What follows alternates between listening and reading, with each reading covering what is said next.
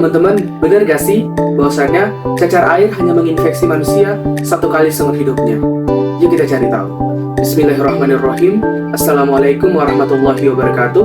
Perkenalkan, nama saya Muhammad Fadil, asal sekolah SMA Negeri 1 Petasia. Varicella zoster virus atau sering disebut juga sebagai cacar air atau dapat disingkat juga sebagai VRV adalah suatu virus yang menginfeksi sistem integumen manusia, terutama pada lapisan kulit. Manifestasi klinis atau gejala klinis yang ditimbulkan tentunya berbeda tergantung fase yang dialami oleh pasien. Fase daripada VRV terbagi menjadi dua, yaitu fase primer dan fase reaktivasi. Kita masuk pada fase primer. Fase primer dapat diartikan sebagai infeksi pertama kali yang dialami oleh pasien, meliputi gejala objektif dan gejala subjektif. Nah, menurut buku ajar Fitzpatrick, Dermatologi edisi ke-9, gejala subjektif yang ditimbulkan yaitu penurunan nafsu makan, rasa pegal linu pada sebagian atau seluruh tubuh, dan nyeri kepala. Sedangkan gejala objektif yang ditimbulkan yaitu peningkatan suhu tubuh yang mengindikasikan demam, munculnya ruam kemerahan, dan munculnya bintil yang berisi air. Dalam tahap penyembuhan, bintil yang berisi air ini akan pecah, mengeluarkan air, lalu mengering.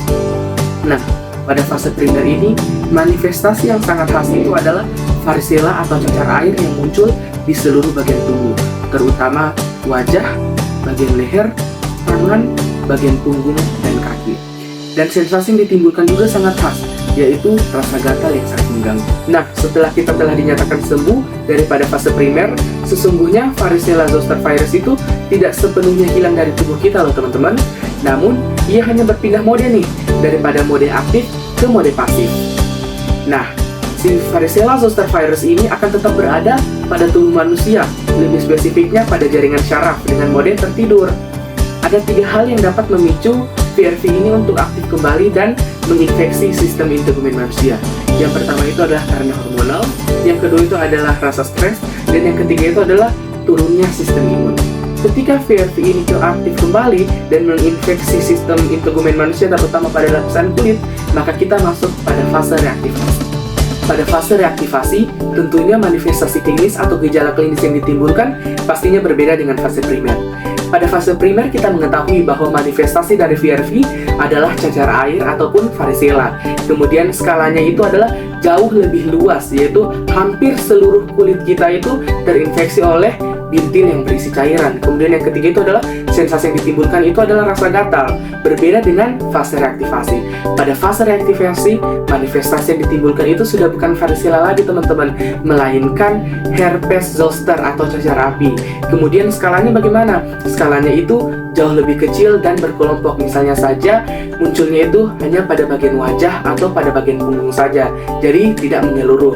Kemudian yang ketiga itu adalah sensasi yang ditimbulkan. Nah, pada fase reaktivasi ini, sensasi yang ditimbulkan itu jauh lebih sakit teman-teman, yaitu akan menimbulkan rasa nyeri dan juga rasa terbakar. Nah, tentunya teman-teman penasaran bagaimana seorang dokter atau tenaga kesehatan dapat menegakkan diagnosis atas varicella zoster virus ini. Sebenarnya sangat sederhana, yaitu dengan 2 metode, yaitu metode subjektif dan objektif.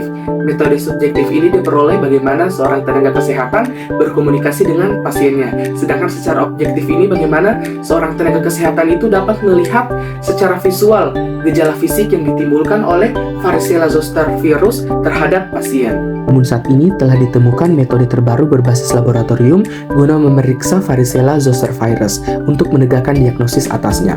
Metode tersebut bernama PCR-like cycler, di mana tenaga kesehatan akan mengambil spesimen berupa usapan kulit daripada pasien yang diduga mengalami infeksi VZV. Lalu spesimen tersebut diekstraksi dan diinokulasi ke dalam kultur sel tabung MRC5 shell. Lalu asam nukleatnya akan diekstraksi dan diamplifikasi dengan PCR-like cycler. Menurut jurnal ini juga bahwa keakuratan dan sensitivitas daripada PCR-like cycler mencapai nilai 91%. Ini menunjukkan bahwa kemajuan teknologi, ilmu kesehatan, ilmu biomedis, dan juga ilmu bioteknologi itu selalu berjalan dan akan terus berubah setiap waktu. Sekian, sampai jumpa lagi. Saya Muhammad Fadil dari SMA Negeri 1 Petasia.